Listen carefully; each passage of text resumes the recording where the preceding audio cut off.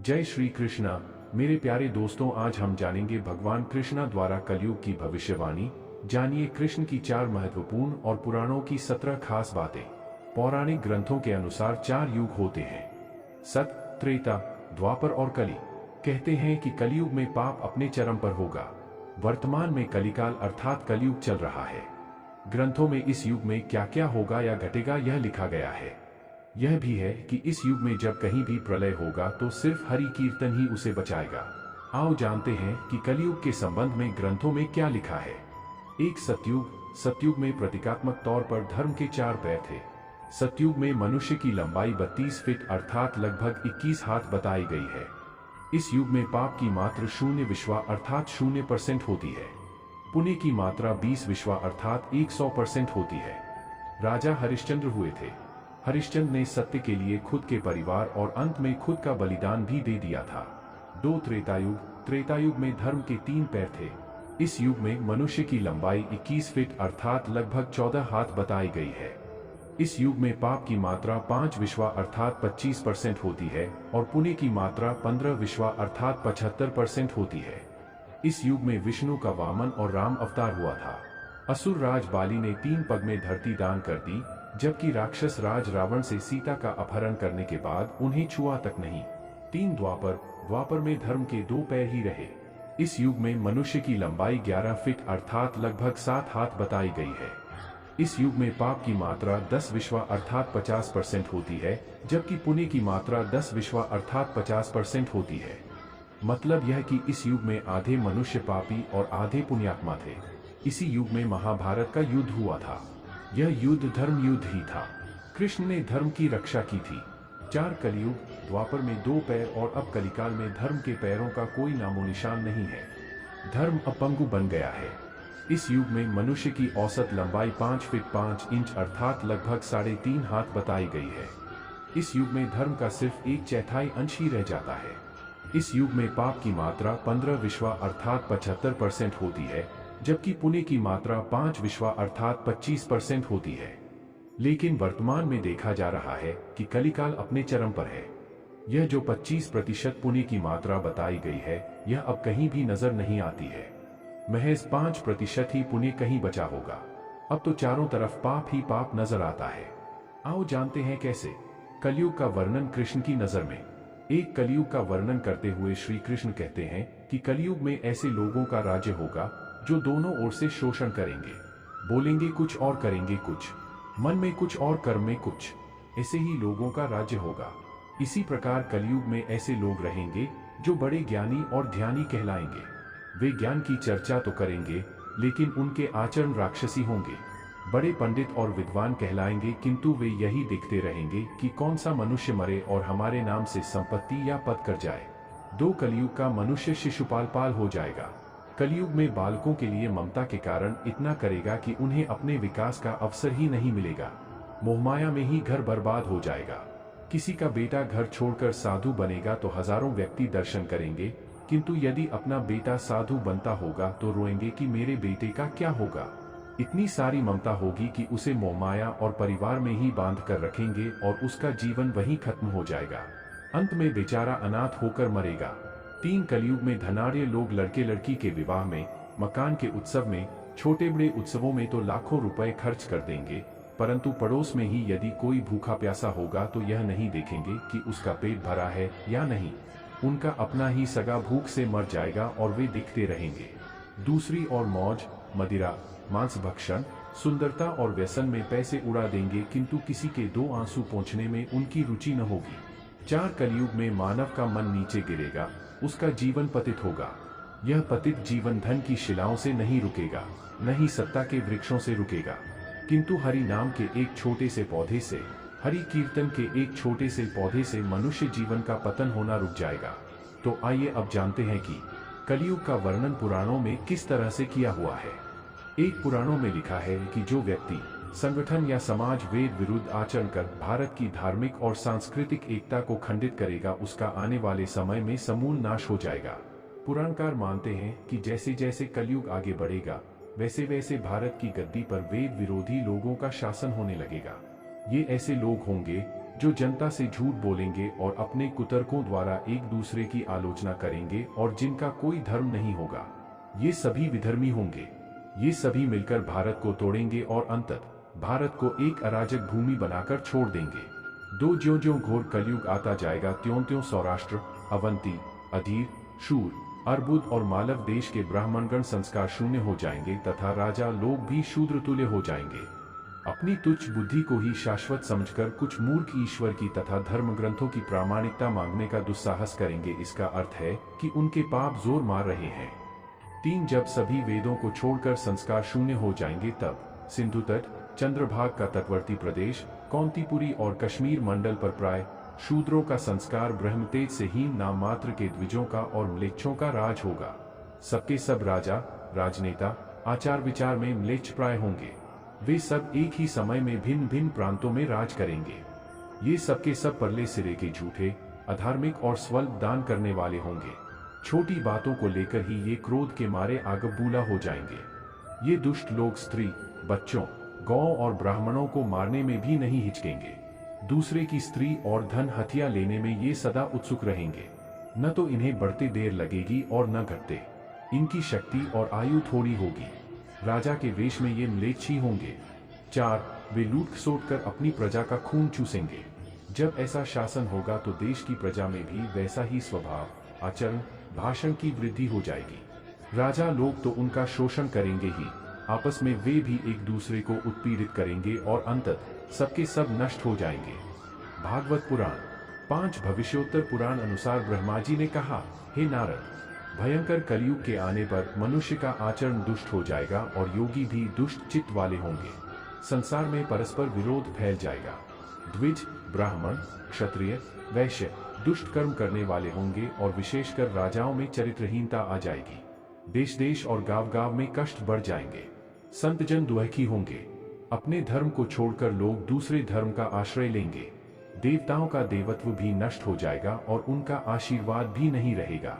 मनुष्यों की बुद्धि धर्म से विपरीत हो जाएगी और पृथ्वी पर म्लेच्छों के राज्य का विस्तार हो जाएगा। 6 महर्षि व्यास जी के अनुसार कलयुग में मनुष्यों में वर्ण और आश्रम संबंधी प्रवृत्ति नहीं होगी। वेदों का पालन कोई नहीं करेगा। कलयुग में विवाह को धर्म नहीं माना जाएगा। शिष्य गुरु के अधीन नहीं रहेंगे। पुत्र भी अपने धर्म का पालन नहीं करेंगे। कोई किसी कुल में पैदा ही क्यों न हुआ, जो बलवान होगा वही कलयुग में सबका स्वामी होगा। सभी वर्णों के लोग कन्या बेचकर निर्वाह करेंगे। कलयुग में जो भी किसी का वचन होगा वही शास्त्र माना जाएगा। 7 कलयुग में थोड़े से धन से मनुष्यों में बड़ा घमंड होगा। स्त्रियों को अपने केशों पर ही रूपवती होने का गर्व होगा। कलयुग में स्त्रियां धनहीन पति को त्याग देंगी। उस समय धनवान पुरुष ही स्त्रियों का स्वामी होगा। जो अधिक देगा उसे ही मनुष्य अपना स्वामी मानेंगे। उस समय लोग प्रभुता के ही कारण संबंध रखेंगे। 8 द्रव्य राशि घर बनाने में ही समाप्त हो जाएगी। इससे दान पुण्य के काम नहीं होंगे और बुद्धि धन के संग्रह में ही लगी रहेगी। सारा धन उपभोग में ही समाप्त हो जाएगा। कलयुग की स्त्रियां अपनी इच्छा के अनुसार आचरण करेंगी। हाव भाव विलास में ही उनका मन लगा रहेगा। अन्याय से धन पैदा करने वाले पुरुषों में उनकी आसक्ति होगी। कलयुग में सब लोग सदा सबके लिए समानता का दावा करेंगे। 9 कलयुग की प्रजा बाढ़ और सूखे के भय से व्याकुल रहेगी।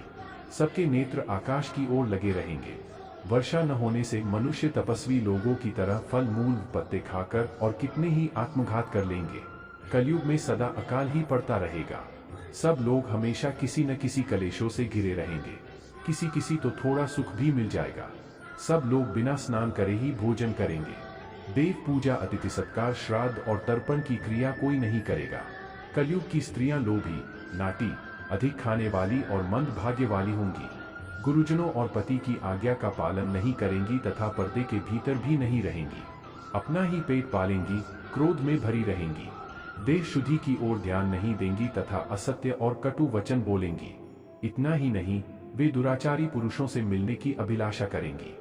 10 ब्रह्मचारी लोग वेदों में कहे गए व्रत का पालन किए बिना ही वेदाध्यापन करेंगे। गृहस्थ पुरुष न तो हवन करेंगे न ही सत्पात्र को उचित दान देंगे। वनों में रहने वाले वन के कंदमूल आदि से निर्वाह न करके ग्रामीण आहार का संग्रह करेंगे और सन्यासी भी मित्र आदि के स्नेह बंधन में बंधे रहेंगे। कलयुग आने पर राजा प्रजा की रक्षा न करके बल्कि कर के बहाने प्रजा के ही धन का अपहरण करेंगे। अधम मनुष्य संस्कारहीन होते हुए भी पाखंड का सहारा लेकर लोगों ठगने का काम करेंगे। उस समय पाखंड की अधिकता और अधर्म की वृद्धि होने से लोगों की आयु कम होती चली जाएगी। उस समय 5, 6 अथवा 7 वर्ष की स्त्री और 8, 9 या 10 वर्ष के पुरुषों से ही संतान होने लगेंगी। घोर कलयुग आने पर मनुष्य 20 वर्ष तक भी जीवित नहीं रहेंगे। उस समय लोग मंदबुद्धि, व्यर्थ के चिन्ह धारण करने वाले, बुरी सोच वाले होंगे।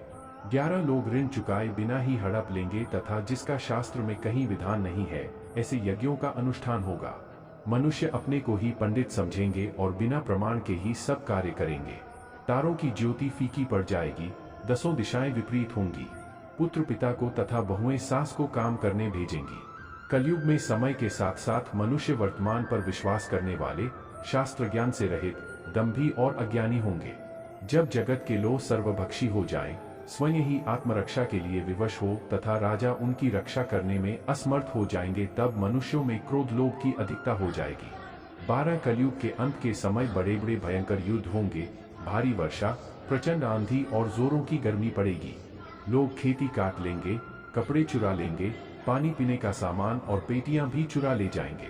चोर अपने ही जैसे चोरों की संपत्ति चुराने लगेंगे। हत्यारों की भी हत्या होने लगेगी। चोरों से चोरों का नाश हो जाने के कारण जनता का कल्याण होगा। युगांत काल में मनुष्यों की आयु अधिक से अधिक 30 वर्ष की होगी। 13 मनुष्य की औसत आयु 20 वर्ष ही रह जाएगी। 5 वर्ष की उम्र में स्त्री गर्भवती हो जाया करेगी। 16 वर्ष में लोग वृद्ध हो जाएंगे और 20 वर्ष में मृत्यु को प्राप्त हो जाएंगे। इंसान का शरीर घटकर बोना हो जाएगा। ब्रह्मवैवर्त पुराण में बताया गया है कि कलयुग में ऐसा समय भी आएगा जब इंसान की उम्र बहुत कम रह जाएगी, युवावस्था समाप्त हो जाएगी। कली के प्रभाव से प्राणियों के शरीर छोटे छोटे, क्षीण और रोगग्रस्त होने लगेंगे।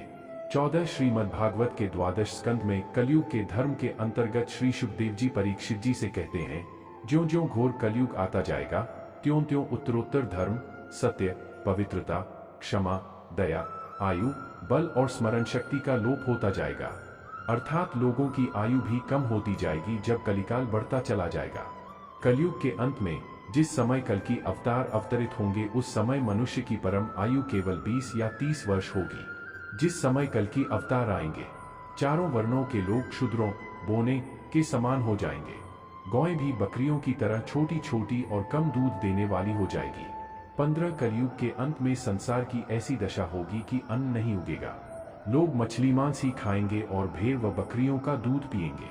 गाय तो दिखना भी बंद हो जाएगी, होगी तो वह बकरी समान होगी। एक समय ऐसा आएगा जब जमीन से अन्न उपजना बंद हो जाएगा, पेड़ों पर फल नहीं लगेंगे। धीरे धीरे ये सारी चीजें विलुप्त हो जाएंगी। गाय दूध देना बंद कर देगी। 16 स्त्रियां कठोर स्वभाव वाली व कड़वा बोलने वाली होंगी। वे पति की आज्ञा नहीं मानेंगी। जिसके पास धन होगा उसी के पास स्त्रियां रहेगी। मनुष्यों का स्वभाव गधों जैसा दुस्सह, केवल गृहस्थी का भार ढोने वाला रह जाएगा। लोग विषयी हो जाएंगे। धर्म कर्म का लोप हो जाएगा। मनुष्य जबरहित, नास्तिक व चोर हो जाएंगे। सभी एक दूसरे को लूटने में रहेंगे। कलयुग में समाज हिंसक हो जाएगा। जो लोग बलवान होंगे उनका ही राज चलेगा। मानवता नष्ट हो जाएगी। रिश्ते खत्म हो जाएंगे। एक भाई दूसरे भाई का ही शत्रु हो जाएगा। जुआ, शराब, परस्त्रीगमन और हिंसा ही धर्म होगा। पुत्र पितृवधम कृत्वा पिता पुत्रवधम तथा निरुद्वेगो बृहद्वादी न निंदामुपलप्स्यते। लेच्छी भूतं जगत सर्व भविष्यति न संशय। हस्तो हस्तम परिमुषेद युगान्ते समुपस्थिते। 17 पुत्र पिता का और पिता पुत्र का वध करके भी उद्विग्न नहीं होंगे। अपनी प्रशंसा के लिए लोग बड़ी बड़ी बातें बनाएंगे, किंतु समाज में उनकी निंदा नहीं होगी। उस समय सारा जगत म्लेच्छ हो जाएगा, इसमें संशय नहीं। एक हाथ दूसरे हाथ को लूटेगा। कलयुग में लोग शास्त्रों से विमुख हो जाएंगे। अनैतिक साहित्य ही लोगों की पसंद हो जाएगा। बुरी बातें और बुरे शब्दों का ही व्यवहार किया जाएगा। स्त्री और पुरुष दोनों ही अधर्मी हो जाएंगी। स्त्रियां पतिव्रत धर्म का पालन करना बंद कर देगी और पुरुष भी ऐसा ही करेंगे। स्त्री और पुरुषों से संबंधित सभी वैदिक नियम विलुप्त हो जाएंगे। अंत में इस घोर कलिकाल से बचने का एकमात्र तरीका यह है कि व्यक्ति को वेदों की ओर लौट आना चाहिए और हर समय हरि कीर्तन करके खुद को सुरक्षित रखना चाहिए। जो व्यक्ति धर्म से विमुख होकर रहेगा, वह कहीं भी कभी भी अकाल मौत को प्राप्त होगा या हर समय दुखी और संकटों से ही घिरा रहेगा। जय श्री कृष्णा। राधे राधे।